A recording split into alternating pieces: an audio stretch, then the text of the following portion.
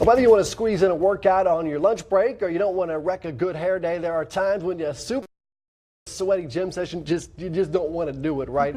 Doesn't mean you have to skip the workout altogether, though. Yvette Coleman from A Qual Choice joins us with some ideas for working out if you hate to sweat. A lot of us hate to sweat. Yeah, we do. At the gym. And you don't have to sweat in order to lose weight and to burn calories. You don't. It's a big myth. You know, sweating is really just the body's way of cooling down and keeping that temperature even, so the sweating doesn't have anything to do with it. But we're going to talk about some things today. So one of the things that we want to talk about is maybe you want to do some water aerobics. So get in the water, and if you're having a little sweat, you're not going to feel it because you're in the water. It's cool, it's comfortable. You can take some little hand weights in there with you, doing some large movements. That's going to watch all those large muscles and get some activity going, moving around in the water. Great.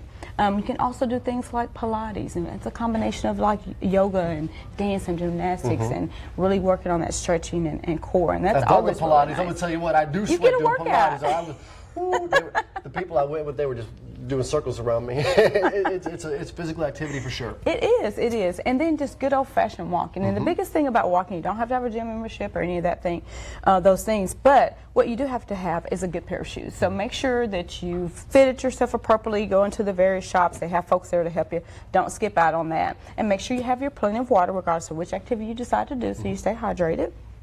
Strength training, so important. So you want to try to get this in at least 2 or 3 days a week if you can.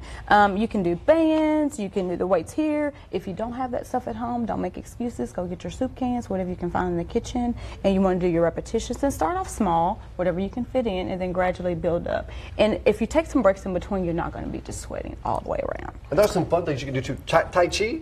Yeah, that's another martial arts type activity, kind of similar to the yoga, and they get really into the emotional and mindset and calming down and cooling down and really coming into the inner self. Now, number 7, I gotta, come on now, cleaning the house? Yes, believe it or not, it's like non-exercise activity, that's what we call it. So guess what? If you're doing all that sweeping and vacuuming and taking that laundry up and down the stairs, good aerobic activity. You don't have to just break out into a sweat like in the gym, but it's also great. And then you can also cool down with some yoga and do some stretching and build that inner core. And that's going to make you look more leaner and taller with all that good activity. And you don't have to go and sweat at the gym. You don't have to go to sweat. the gym at all. You know, if you That's like right. To go You can do all this at home. I appreciate it. Thanks so much for your time. We appreciate it. You're welcome. We'll be right back.